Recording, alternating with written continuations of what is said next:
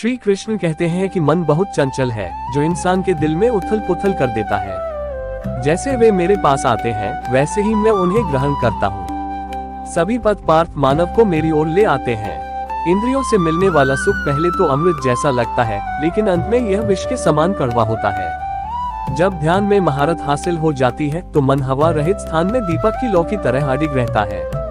हे अर्जुन, तीनों लोकों में मेरे पाने के लिए कुछ भी नहीं है, और न ही कुछ ऐसा है जो मेरे पास नहीं है। मैं अभिनय करना जारी रखता हूँ, लेकिन मैं अपनी किसी जरूरत से प्रेरित नहीं हूँ। कर्म मुझ पर इसलिए नहीं टिकते क्योंकि मैं उनके परिणामों से जुड़ा नहीं हूँ। जो लोग इसे समझते हैं और इसका अभ्यास करते हैं, वे स्वतंत्रता में रहते हैं। ज्ञान की भेंट किसी भी भौतिक भेंट से बेहतर है, क्योंकि सब कामों का लक्ष्य आत्मिक बुद्धि है।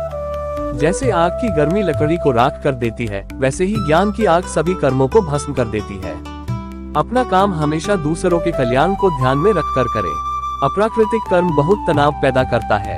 हर व्यक्ति का विश्वास उसकी प्रकृति के अनुसार होता है।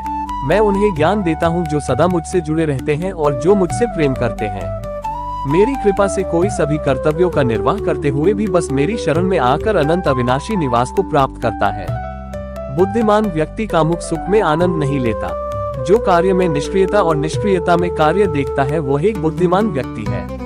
मैं धरती की मधुर सुगंध हूँ, मैं अग्नि की ऊष्मा हूँ, मैं ही सभी जीवित प्राणियों का जीवन भी और मैं ही सन्यासियों का आत्मसंयम हूँ। तुम उसके लिए शोक करते हो जो शोक करने के योग्य नहीं है, और फिर भी ज्ञान की बातें करते हो। बुद्धिमान व्यक्ति ना जीवित और ना ही मृत व्यक्ति के लिए शोक करते हैं। बुद्धिमान व्यक्ति को समाज कल्याण के लिए बिना आसक्ति के काम करना चाहिए। कर्म मुझे बांधता नहीं, क्योंकि मुझे कर्म के प्रतिफल की कोई इच्छा नहीं।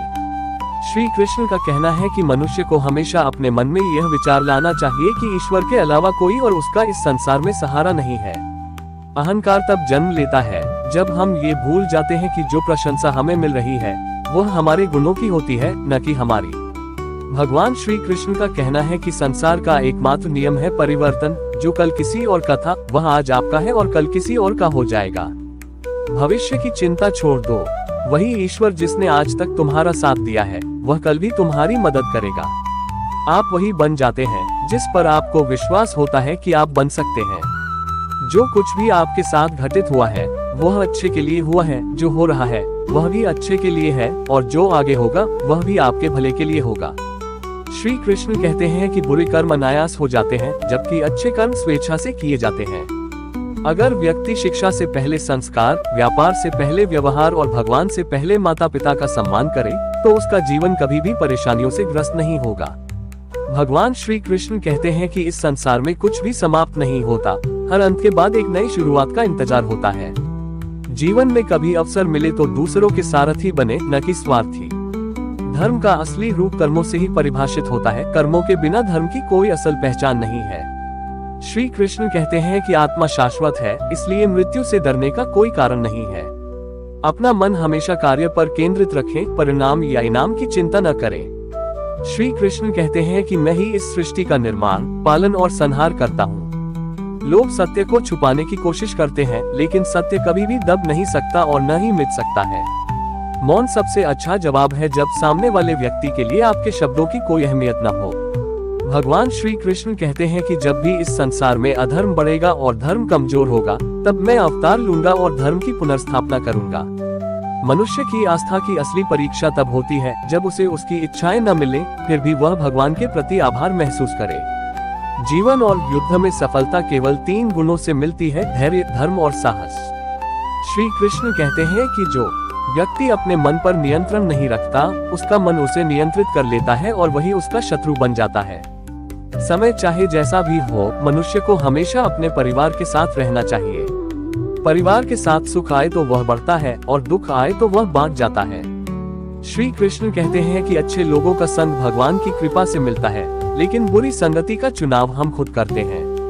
मनुष्य को हमेशा अपनी वाणी पर संयम रखना चाहिए, क्योंकि एक बार वाणी से निकला शब्द कभी वापस नहीं आता। सुख और दुख का आना जाना जैसे सर्दी गर्मी का बदलाव है, इसलिए हमें इनसे प्रभावित नहीं होना चाहिए। श्री कृष्ण कहते हैं कि मैं हमेशा तुम्हारे पास और साथ रहता हूँ, चाहे तुम कुछ भी कर रहे हो। कृष्ण कहते हैं, अगर आप किसी को छोटा समझ रहे हैं, तो ये या तो आपके अहंकार का परिणाम है या आप उसे ठीक से नहीं देख रहे हैं। जीवन में कभी निराश मत हो, क्योंकि कमजोर वक्त होता है, आप नहीं।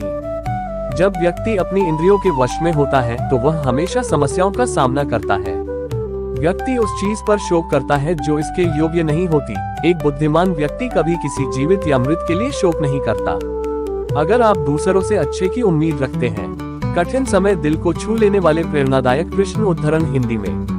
ये कठिन समय दिल को छू लेने वाले प्रेरणादायक कृष्ण उद्धरण हमें सिखाते हैं कि जीवन में आने वाली कठिनाइयां आत्मविश्वास और समर्पण से पार की जा सकती हैं और भगवान हमेशा हमारे साथ होते हैं।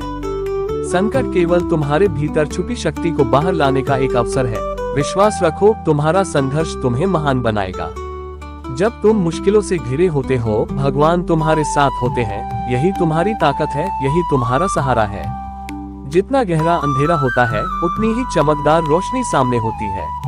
मुश्किलों का सामना करना जीवन की सच्ची परीक्षा है। संकट की घड़ी में अपने भीतर की शक्ति को पहचानो, क्योंकि जो भीतर से मजबूत होते हैं वही बाहरी